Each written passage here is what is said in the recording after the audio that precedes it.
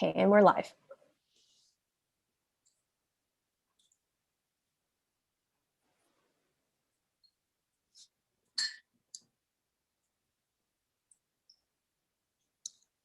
Hello, I'm Dianne Saxe, and somewhere here is Sophia. Sophia, are you there? Yes, hello. Hello, I guess we're on our own. I thought somebody was moderating, but if it's just the two of us, it's very nice to see you. How are you? I'm doing great. All right, so I think I'm supposed to start by introducing you. So Sophia is a grade 8 French immersion student and climate reality leader from beautiful Sudbury, Ontario. She's been environmentally lobbying politicians since 7, has gone all the way to the US Congress and the Canadian Parliament, very active with Citizens Climate Lobby. She embraced Greta Thunberg's call for youth climate action and was the first youth outside Europe to do Fridays for Future strikes starting November 2nd, 2018. She won the 2019 Canadian National Museum of Nature Youth Inspiration Award. She's been recognized as Starfish Canada's or one of the top 25 under 25. She was one of 11 Canadian environmental activists whose stories told in Protectors of the Planet. She co-starred in a documentary, Citizen Kid, and she is, of course, the lead plaintiff in the lawsuit against the Ontario government for their destructiveness in our climate laws. So hello, Sophia. Hello. I wanted to start off by asking you a quick question. From someone who wants to be a lawyer in the future, I just wanted to ask you, have you always known you wanted to be an environmental lawyer? And what brought you to wanting to be an environmental lawyer? I certainly didn't always know that I wanted to be an environmental lawyer. I didn't even know that I wanted to be a lawyer. And once I decided to become a lawyer, I didn't start in environmental law. In fact, I started as a tax lawyer. I loved math and I loved puzzles and I loved really complicated intellectual puzzles, and the Income Tax Act is definitely one of those. But I pretty quickly realized that practicing income tax law meant helping very rich corporations not pay their fair share of taxes, and that isn't what I wanted to do with my life. So ever since then, I've worked on environmental and energy law. Admittedly, it took me a long time to get an environmental law job. It took me about 10 years, in fact, to get an environmental law job. In the meantime, I worked mostly in the Ministry of Energy and the Ontario Energy Board, and I looked for every opportunity that I could to learn something about environment or to volunteer for environmental things or do the environmental assessment parts of the work. But once I finally got an opportunity to join the Ministry of Environment in 1985, I jumped at it, and that's all I've done ever since. That is really amazing. So I think I'm supposed to ask you a couple questions to start off. So I'm just going to ask you, since coming to power, how much have greenhouse gases been reduced in Ontario since 2017? So Ontario was on the right track under the Wynne government. As you know, Sophia, I was the Environmental Commissioner of Ontario during that time. And I found lots of things to criticize. I mean, I delivered 17 reports as commissioner, and they were hundreds of pages long, and they were full of complaints about the government. But on a lot of big things, they were doing things right. So 3 big things that the government was doing right in Ontario. Number 1, we closed the coal-fired power plants. The last one closed in 2014. That made an enormous difference to our climate impacts and an even larger difference to our air quality. Hugely important, but it did increase the cost of gas of electricity, because burning coal looked cheap as long as you didn't count the health impacts, the environmental impacts, the climate impacts, the infrastructure damage. Those things didn't show up on the electricity bill. Once we started having, first of all, repairing the electricity system that was held together with spit and baling wire, and increasing non-emitting electricity, well, the electricity rates went up. Second thing we did is we had a price on carbon. Climate law adopted under Kathleen Wynne, set up a cap and trade system, which worked really well in Ontario. We were bringing in about $1.9 billion a year. And the third really big thing that we did was we spent that money, Ontario spent that money fairly well. It was my personal job to make sure, well, to report to the legislature on what was happening with the money. You might remember Doug Ford claiming that there was a slush fund and that the politicians were just misusing the money, and that wasn't true. I found that 99.9% of the money had been used correctly, and the part that hadn't had been used to help First Nations with adaptation to climate change, which is really important. It just wasn't a statutory use of the money. Then the Ford government was elected and they trashed everything. They trashed our climate law, they trashed the cap and trade system, they canceled 752 clean power contracts at a cost of hundreds of millions of dollars. They started spending money buying gas plants and encouraging gas-fired electricity, which is tripling our emissions from the electricity system. They weakened the conservation authorities, they canceled funding. So anyway, it's been pretty much bad since then. Yeah, so to continue with that, how much did the lawsuit ripping up the clean energy contracts cost the people of Ontario? Well, the lawsuits themselves, I think it was 230 million or 300 million, something like that. But the real loss is in the loss of the projects. A huge loss to First Nations, who were equity partners in many of the canceled projects, huge loss to Ontario's reputation, and the loss of the clean power that we actually need in Ontario to keep the lights on. We're going to be net importers of electricity once the Pickering nuclear plant closes. Yeah, so another question is how much has Ontario invested in climate solutions since taking power? Since the Ford government take power, nothing that I know of. They boasted of spending $30 million to fight the federal government's greenhouse gas pollution pricing act, even though almost every constitutional lawyer that I know of told them that that was a losing case. Government of Manitoba leaked the legal opinion they'd received that the federal government had the right to do this. And so that was a waste of money. But in the meantime, they've spent lots of money making things worse. As I said, they've spent billions of dollars, as I understand it, buying gas plants that will burn natural gas, creating air pollution and climate pollution to make electricity instead of the clean power that we were already contracted to get. They issued what they called a Made in Ontario Environment Plan, which contained a mixture of three kinds of things. First of all, they took credit for a lot of things being done by the federal government, which they didn't do anything to contribute to. They took credit for some things they were going to make municipalities do, which again, mostly they haven't done. And then they made some promises for things they were going to do, which mostly they haven't done either. So we've seen a great deal of destructiveness, but very little that's positive on the climate front since this government was elected. You know, we had a lot of outrage this week about the Ford government not following the advice of scientists on COVID. Well, I reminded people that one of the very first things that Mr. Ford did the morning he was sworn in was fire Ontario's chief scientist. He didn't even bother meeting with her, and has never replaced her. This is not a government that is focused on science. Yeah, it's almost crazy. It's almost as if we're like heading backwards within all the process we've been doing. So to continue, I know I've seen these stickers around, but how much did the half-truth sticker campaign cost the people of Ontario? Well, again, the biggest thing that it did, so these are the stickers. So let's back up a step. The Ford government passed a law requiring gas stations on pain of big fines to post misleading government stickers, falsely claiming that most people would be out of pocket because of the federal carbon price system.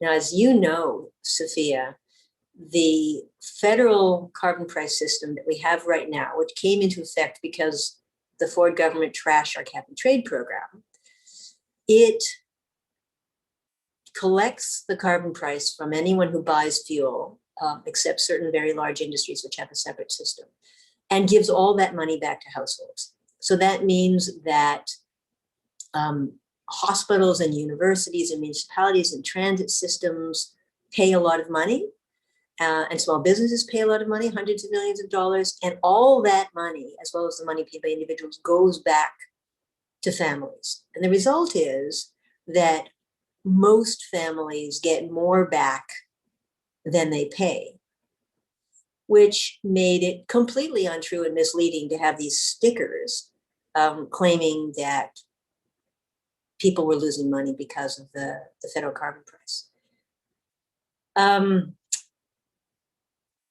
The big damage of that is it damages public understanding and it undercuts public trust. We've got a really big battle. We've wasted so many decades. We're now really on the edge of a crisis. Well, not yet. We are in a crisis. We are on the edge of catastrophe, and we need to bring everyone along. And for the government to be lying to the people, well, that enormously undermines public trust. And then it sows confusion. So it's the real cost is in damaging public cohesion, public trust. What we need is to bring everybody together to fight a common foe, which is the destruction of the natural systems on which our lives depend.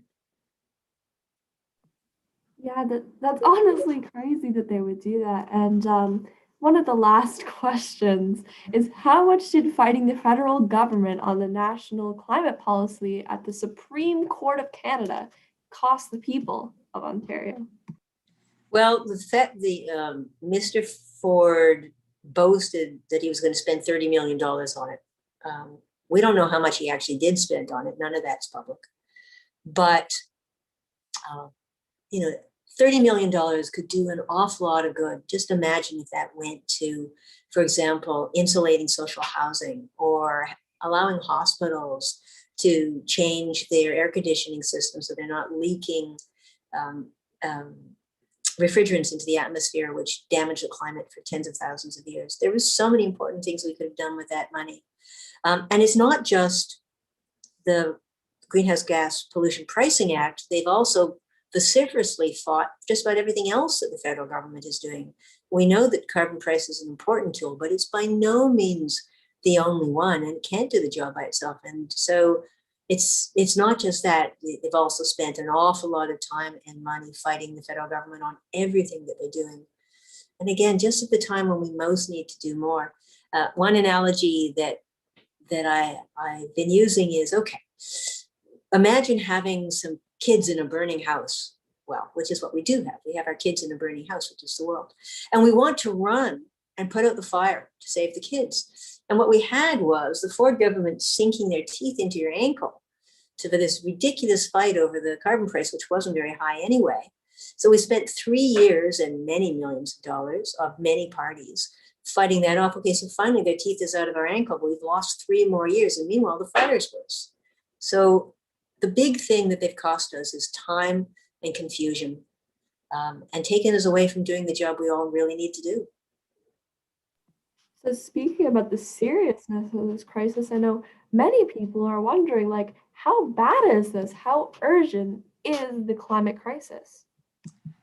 Sophia, I don't know how many ways there are to say, no, it's really urgent. This is really, really urgent. One thing I often do is I quote the Special Rapporteur to the United Nations Human Rights Council. I thought he put it in a way that most people can understand. What he said was, in this century, which you and I know means during the lifetime of today's kids, the best case now is widespread death and suffering. And the worst case is humanity on the brink of extinction. I don't think there are any stakes bigger than that. And we know that in the meanwhile, the climate crisis is a threat multiplier. It makes every other problem harder to solve. It makes hunger worse. It drives people from their homes. It makes migration worse. It makes war worse. It makes disease worse. It makes survival of ecosystems worse. It makes everything else harder to manage. And we've done it to ourselves, knowing the science. I mean, the basic science of climate change was published in Popular Mechanics in 1911. All the basic elements of the current problem were clear in the 1980s, which is why every country in the world signed the climate treaty in 1992, promising that we would keep global temperature rise below 2 degrees, because we knew that if we didn't, the natural systems and the human systems that we depend on could start to collapse. And now we know that can happen even at 1.5 degrees, and we're racing towards it. We're still on track for nearly 4 degrees of warming this century, during your lifetime. This is craziness.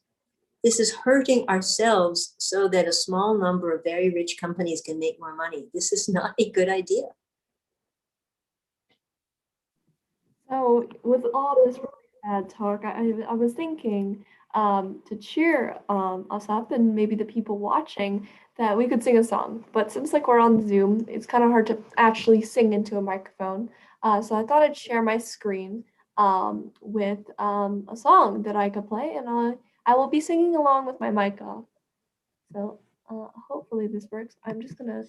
Yeah, I didn't get the words, so I'm just going to listen to you. All right, I'm not gonna be singing, but the song will be playing. Okay. 1 second. I am just making sure I don't accidentally share any private information. Anyways, here we go. I am sharing my screen and share my sound. So I'm gonna mute my mic, and if it's okay, if you can hear it, give me a thumbs up so I know. Yes, I should turn my sound off.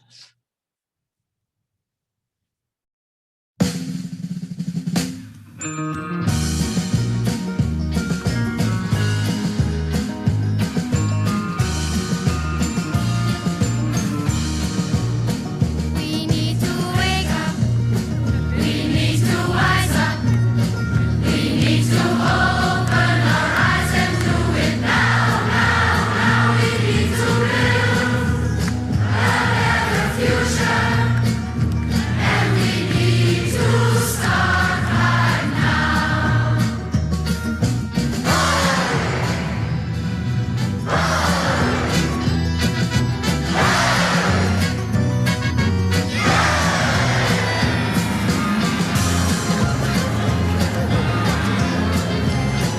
We're on a planet that has a problem.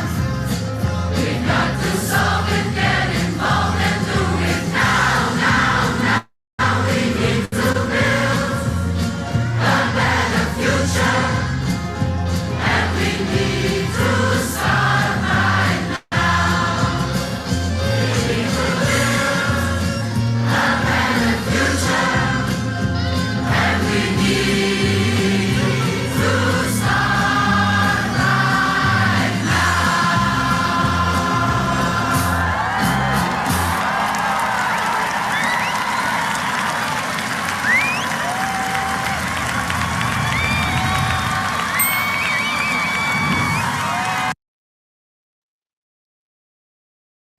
Okay, that was great.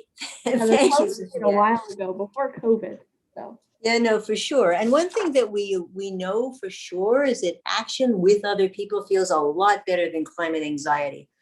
I can't wait until we can get back in the streets together once everybody's vaccinated. So hopefully we'll be there soon.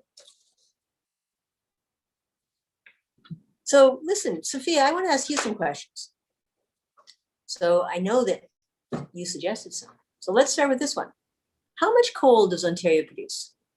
well, as I know, we probably produce no coal. Yeah, we don't produce coal. What about oil? How much oil does Ontario produce? And not very much oil, little, I would say. And how about natural gas? Fairly none. Like just yeah. So would you like to guess how much Ontario spends importing fossil fuels every year? Money that just drains out of the economy every year, year after year after year. I would say a lot. I honestly don't know. So how does 16 to $25 billion a year sound to you? That sounds like a lot. Right. And if we were 10% more efficient and we could keep an extra $1 or $2 billion in the economy, can you think of anything good you might do with, I don't know, $1 or $2 billion every year? Well, we can help people. We can fund it into other programs and, do stuff with the money. Absolutely. And it could be a lot more than 10%. I mean, as I reported to the Ontario legislature, based on the best evidence we had, we could reduce our fossil fuel consumption 30% at the same cost or less. We might even save money. And then we'd have, $6 billion a year extra money to keep in Ontario. Do you think we could do something useful with that?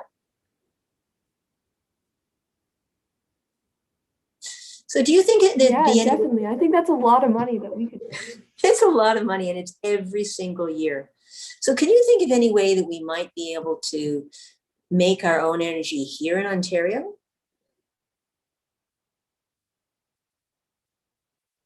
What do you think? I think we could make our own clean energy and things that are safe for the environment. For sure. And we could also just be more efficient. I mean, sitting in an old house that leaks heat, that means that a lot of the heat that I'm paying for is just going to the outdoors. Does that sound like a good idea to you? No, that definitely doesn't. Yeah, for sure. Oh, wait, no, the fact of the heat leaking out. But yeah, that does sound like a good idea. Absolutely. So we know that, in fact, we could create an awful lot more jobs if we focused on making our buildings more efficient, if we focused on renewable energy here instead of draining the money out every year. So, Sophia, you've been working on climate activism for a long time, and thank you for all of your work. And you've been really successful in building some political will locally for action on climate. How do you get Greater Sudbury to declare a climate emergency? So we got many people to work on this, including adults and many youth who worked together to get petitions signed. We had people who were talking to people from our government, and that day we had many people sitting there outside of the city hall with signs, and people who were constantly pushing the government, telling them that especially because I live in Sudbury, Ontario, and we are known as big climate leaders for what we did, because we used to look like the moon, and now we have beautiful forests. So we should be taking action on this, and we should be declaring a climate emergency, and the government should be taking more action. And I heard a wonderful story. Maybe you know some more about this, but that the people in the city, the staff were thinking about whether they should have a climate plan, and they hired a consultant to work on a climate plan, but they told the consultant to keep it small, don't rock the boat. And then some of the residents in Sudbury, and I don't know if this was you and your mom or other people, started a petition for a climate emergency declaration, and it got so much support that the city staff were shocked that there was this much support for the strong climate action. They went back to the consultant and said, you know what? You can be a lot more ambitious. And that's how Sudbury ended up with a much stronger climate plan, because of the petition and because the people in power didn't think they'd get support for strong climate action. And once they knew that they would, things changed. Do you have any more to tell us about that story? Well, it was our group of Fridays for Future Sudbury and other groups in Sudbury that worked together to get that petition signed by so many people. Over thousands of people actually signed it. We even got youth in my school and people that I knew to sign it. And I think it's important that we let the cities know that we care about the climate crisis, and that we want to see updates about their policy. We want to see that they're taking action, because we want to know that we're going to have a safe future for the next generations. Yeah, it makes a big difference when your voice is heard. So you use an ABC formula. What's an ABC formula, and how does it work for you? So when we hold events, we try to follow something called the ABC formula, which is audacious, beautiful, and collaborative. So we go by this every time we have an event. We try to be audacious. So we try to do things that are like not usually things you'd see at events. So we've made politicians do dances at our events, to have fun, but also to catch attention by media and other people. Beautiful. As you see behind me, I have like a display of parachutes, those little parachutes that you play with in like preschool or something, but we decorated them with earths and stuff like that, and we bring that to our events and include that. And then collaborative, we collaborate with many politicians and many places in our city, and yeah, that helps us create a fun event, but also something that catches the attention of media and spreads awareness. And that's so important. So I think you know, Sophia, I think we've talked about this before, but I keep going back to Larry Fink. As you may remember, Larry Fink is the largest asset manager in the world. He manages something in excess of 7 trillion US dollars. And every year he writes a letter to the CEOs of all the companies he invests in, which, as you can imagine, is most of the big companies in the world. And he called out the activism of youth, the effectiveness of youth in getting people into the street and expressing an urgent desire for climate action that's changed his investment approach. And he therefore is calling on these CEOs to show real climate action. He got rid of his thermal coal, which admittedly was only $500 million, hardly a rounding error for him. He's said that he's going to insist on proper climate disclosure by climate risk disclosure by these big companies. So he's pushing, and he's pushing because you're pushing him. You and your colleagues and all the other young people who've been out in the streets are getting heard by the big money guys and got the power to make a lot of change. So good on you. It really does matter.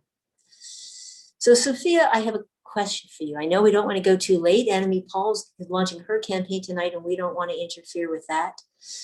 But as you know, I'm running for the Green Party in Toronto and University Rosedale. So I'm doing as much as I can. But I know we won't see a green transformation unless young people stand up and demand it and fight for their own future. So what's your advice? What can I do to encourage young people to stand up, speak up, show up, and demand action from adults? Well, I think events like these are really important because I think that a lot of people like hear things in the media, maybe thinking that Ontario's doing enough. Ontario is didn't. Maybe people think that, but they're not, and we're learning that. So we need to educate people on social media, and and show people that they're not doing enough and that their future is going to be impacted. Because I definitely think that is part of the reason that inspired me to start my activism and inspired me to inspire others to get involved in this movement. And I think that's how you really help others get involved, is just inspire them and show them that if they don't step up, then the government won't step up. That is absolutely true. But Sophia, tell me more. How do I would like young people to lead. What do you think I can actually do to make that happen? Sorry, I had trouble unmuting my mic there for a second. Well, I know there's ways that youth can get involved in the government and help people, help their politicians make decisions and have their voice there. But definitely just, listening to them and arranging meetings like this and continuing to just talk with youth and getting involved with what we're doing. Yeah, well, certainly Fridays for Future has had such an impact. So congratulations to you for you were the first one in Canada, right? Yes. Well done, and thank you. How many young people are participating in Fridays for Future now? Do you know? Well, I know for sure that before COVID, we had a lot of people, and at our strikes, we here in Sudbury, we've had thousands of people, but around the world, we've had millions of people striking for the climate, and not just youth, adults, grandparents, even like very young children have participated. Well, that's great. And once we're all vaccinated and can get out in the streets again, I hope we see a lot more of that. Sophia, thank you so much for making time to have a conversation with me today. Is there any last word you'd like to leave me with? Well, I also wanted to thank you for meeting with me here today, answering the questions and also asking questions for me. And I just think it's important that we continue to do these things to raise awareness and, to keep the voice of the climate movement alive during this pandemic. Sophia, I'm glad to talk with you anytime. Okay. Thank you. All right. Take care. Thanks for the song. Have a great day.